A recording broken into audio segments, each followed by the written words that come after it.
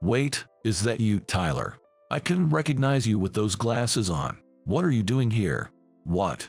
Hold on a minute, Lena. How do you know him? That's because he's our CEO, right, Mr. Parker?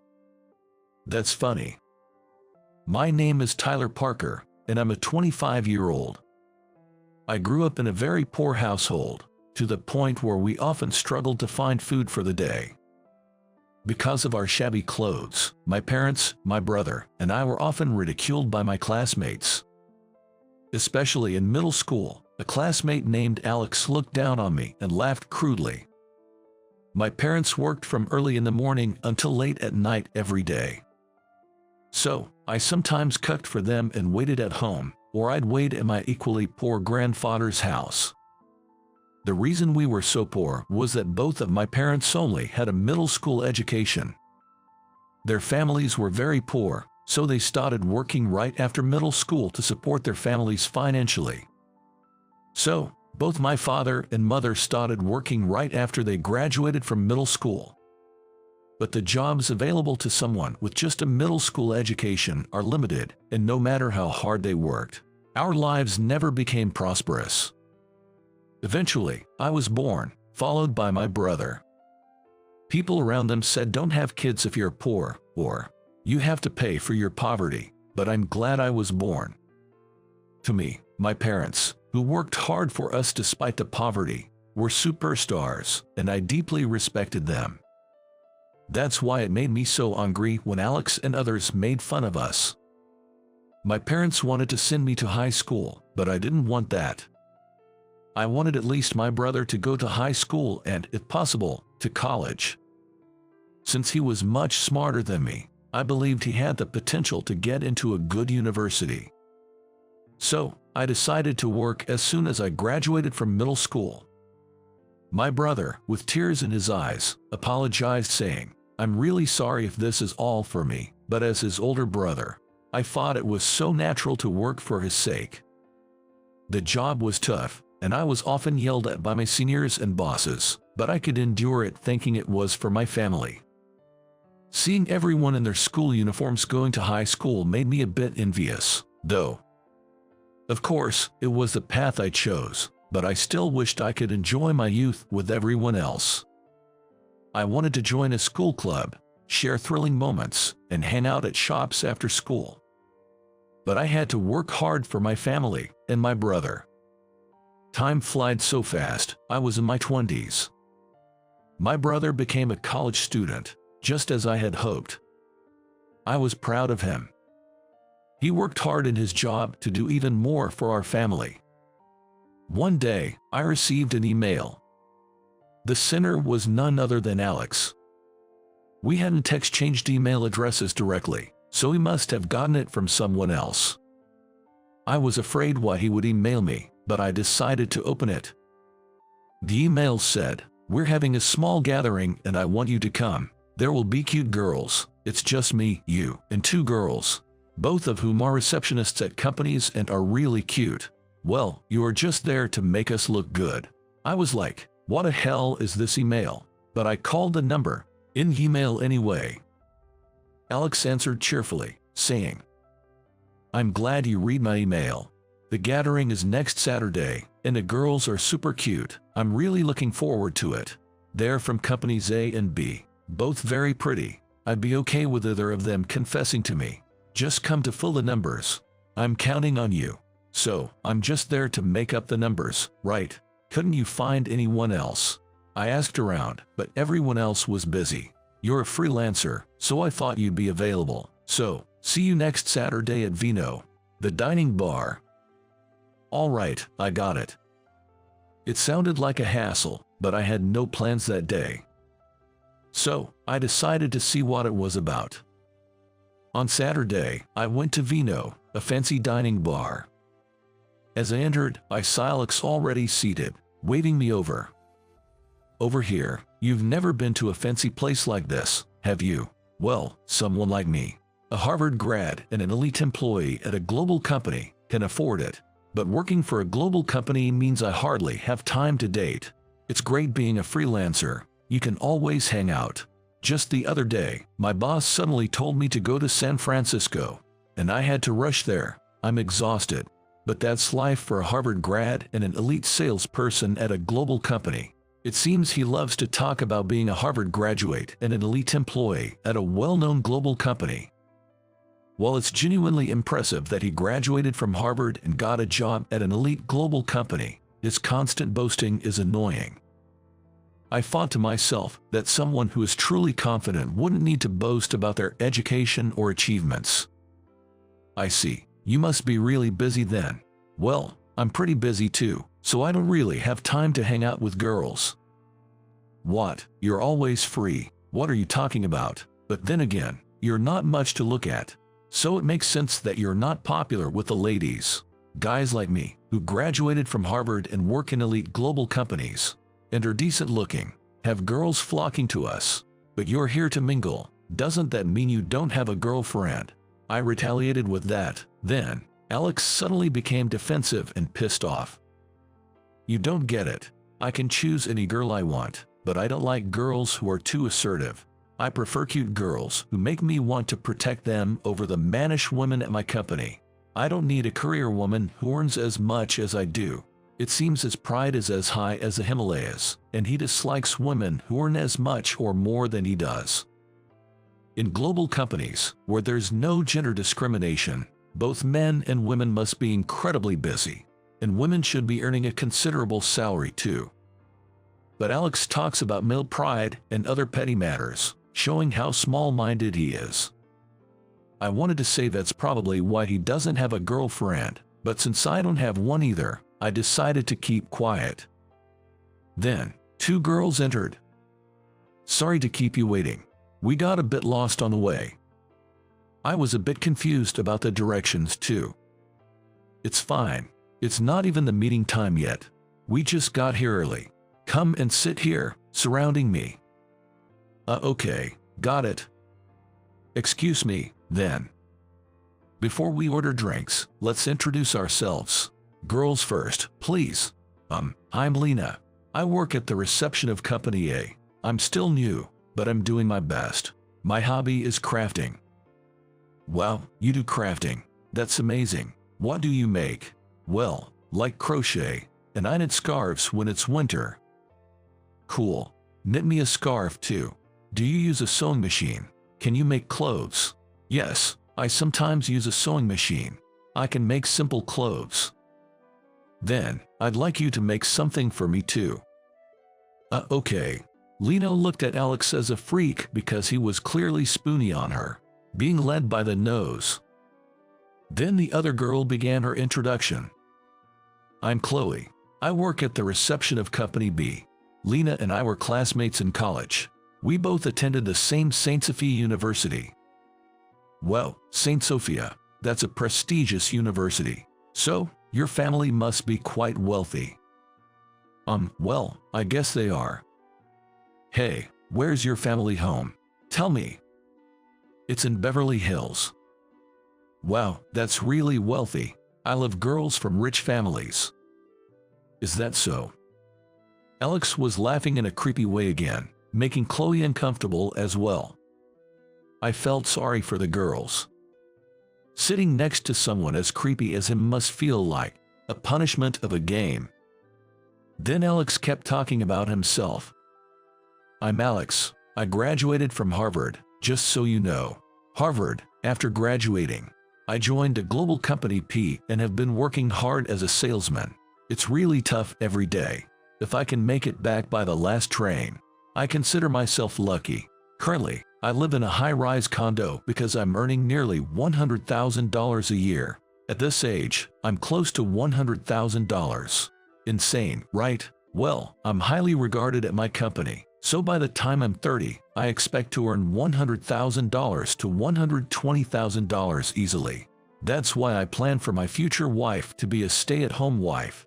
With my earnings, I can afford a high-rise condo and support a housewife. No problem. After all, I'm a Harvard graduate and an elite employee at a global company. The girls seemed very disinterested in his lengthy self-promotion. They probably wanted to order drinks already. After Alex's introduction, We finally ordered some drinks. I was about to introduce myself when Alex rudely interrupted. "This is Tyler, a classmate from my middle school days, who I used to pick on, because he's just a middle school graduate and poor. It's hilarious, right? In this day and age, being a middle school graduate is just pathetic. Sorry, Lena, Chloe. He's just here to make up the numbers, so feel free to fight over me." "What? Wait a sec. What? What's wrong, Lena? Is something the matter?" "Wait, aren't you Mr. Parker, our CEO? I didn't recognize you with those glasses on. What are you doing here?" "What? Hold on, Lena. How do you know him?" "That's because he's our CEO, right, Mr. Parker?" "Yes." Lena was an employee at my company, and I am the CEO of Company A. Lena works for Company A, which is actually our company. Didn't you know that? I never thought that was possible. I mean, who would imagine that the CEO of the super famous venture company A would be you, after all? You're just a middle school graduate. Lena and Chloe sat down next to me, leaving Alex bewildered. He had assumed his elite status would naturally make him popular with the ladies, but that wasn't the case. "Are you looking down on the CEO like that? Mr. Parker is an incredible person. He's focused on providing educational opportunities to everyone, investing a lot in various educational programs. It's somewhat shameful to be obsessed with academic background after becoming an adult." Exactly. No matter if you graduated from Harvard, looking down and belittling others is questionable. I think people who lack self-confidence tend to be boastful. "We don't care about your high-rise condo bragging. But I live in a high-rise condo. I'm definitely superior. No way you could match a Harvard grad.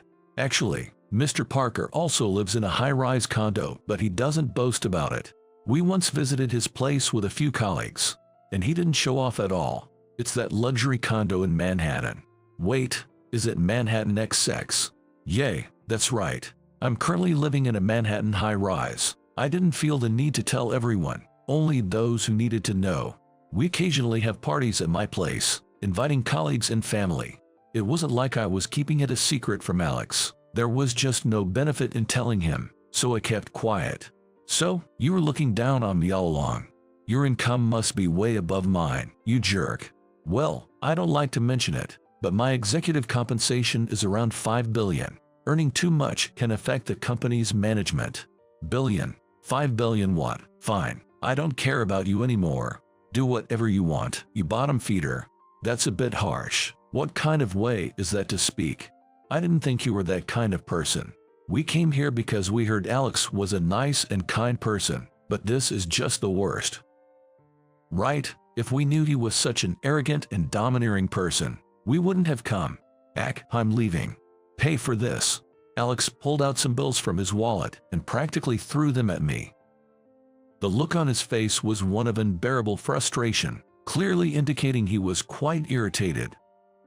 I might be a middle school graduate, but I managed to carve out my own path and dream of owning a company. Having struggled without a high school education, I understood the importance of education. Even amidst poverty, life might have been different a bit if I had received scholarships or welfare assistance. My parents, being able-bodied, felt it was shameful to receive welfare and chose not to apply, despite our dire financial situation. They probably felt embarrassed about it. However, there's nothing shameful about receiving welfare. A decent standard of living is a right guaranteed to all citizens, and those struggling in poverty should take advantage of it. With welfare support, I could have attended high school, and with a separated household, even college could have been an option. However, reality isn't so simple. Many can't receive aid due to various reasons, or fail to attend college even after household separation. I started an education business to help people make a fresh start. In particular, I created a platform that makes it easier for children who can't afford tutoring due to poverty to learn, and the company is run with donations and investments from investors.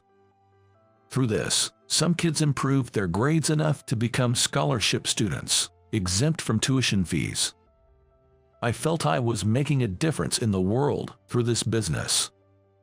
Alex claimed he didn't know I was the CEO of Company A, but that's something he could have easily found out with a little research. He just assumed I was a freeder because of my educational background. But it's wrong to think that a middle school graduate can only be a freeder. Regardless of circumstances, people can overcome and succeed. Really, you look like a different person with glasses on, Mr. Parker.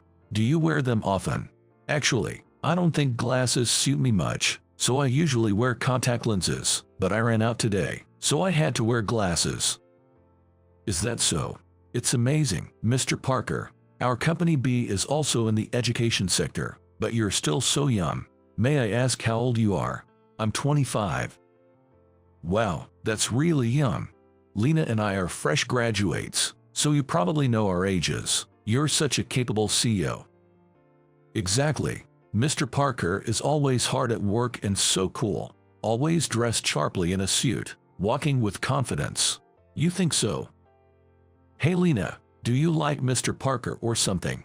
You've been talking passionately about him. Hey, wait. That's not, I mean. There you go. Getting all flustered. Lena always panics like this when she's trying to hide something. It's so obvious. It's not like that. Stop teasing me, Chloe. You're mean. Why don't you just date Mr. Parker then? Right, Mr. Parker? Well, I mean, I had never had a girlfriend before, so I was quite nervous. Chloe seemed to enjoy teasing us, laughing innocently as she did. She appeared refined, but I thought maybe she had a fun side too. Lena, on the other hand, looked embarrassed by Chloe's teasing and shyly looked down. Trying to hide her embarrassment, Lena sipped her drink, her face turning red, even if it contained alcohol. The thought that maybe Lena liked me, as Chloe suggested, made my heart race. My heart was pounding, and it wasn't just the alcohol. I started to wonder if I had romantic feelings for Lena too. She was always friendly, greeting visitors and our employees warmly.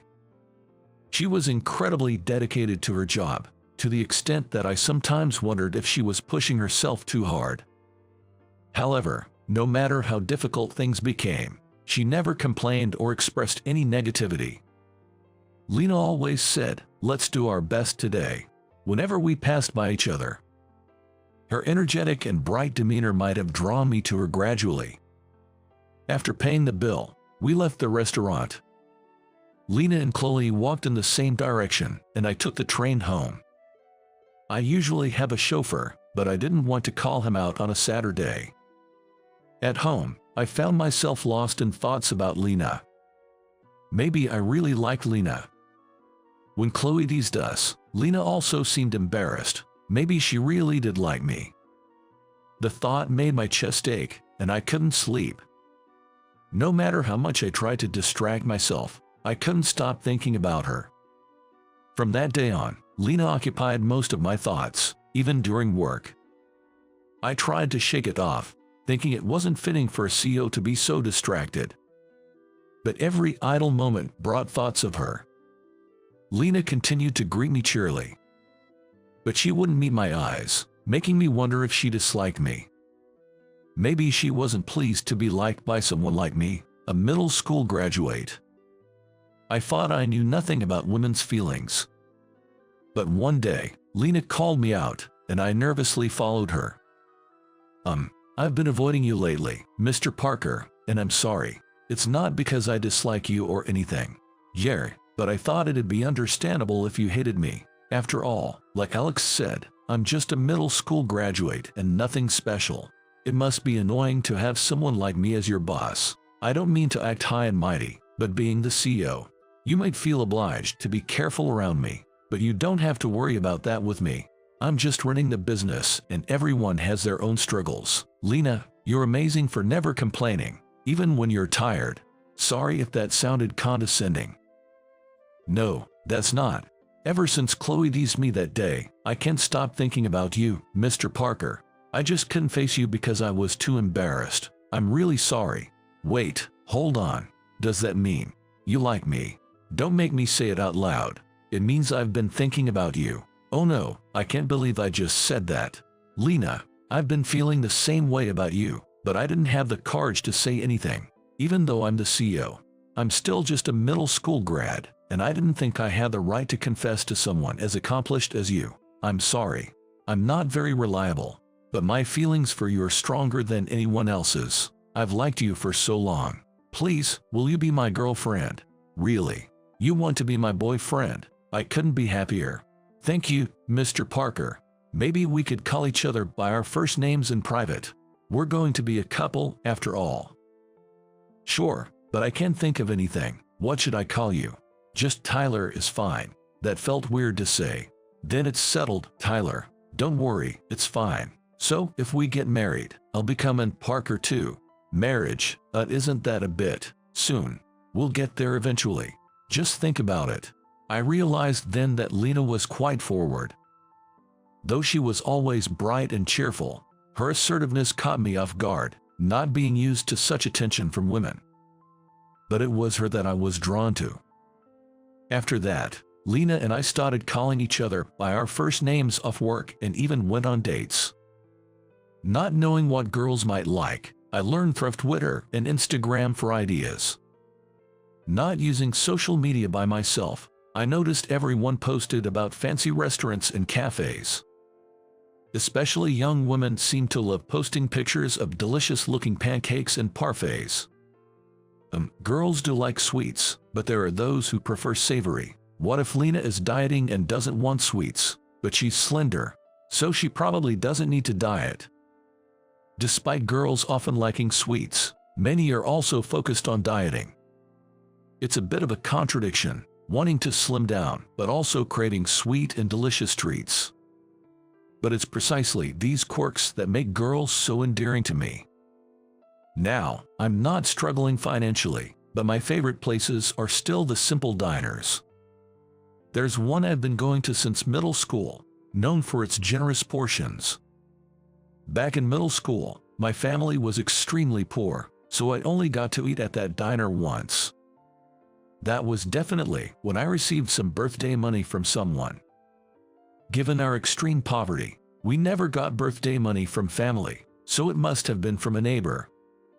I ran to the diner with my wallet clutched tightly in hand. There, I ate a large serving of fried chicken set meal, so delicious that it brought tears to my eyes. I had never been full before, and the kind lady at the diner let me wash dishes in exchange for the meal, so I did that for 30 minutes before heading home. Ever since becoming wealthier, I've made it a point to visit that diner frequently. Having only ever hung out in guy-dominated spots, I spent 3 hours agonizing over where to take Lena.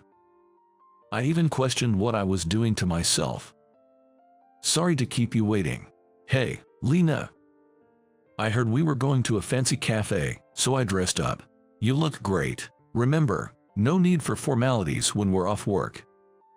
Okay, I'll speak casually then. Do you go to cafes often, Tyler? Not really. I'm getting a bit nervous. I don't usually go to fancy places either. Really? I would have thought you're the type to frequent chic spots. Maybe not as much as you think.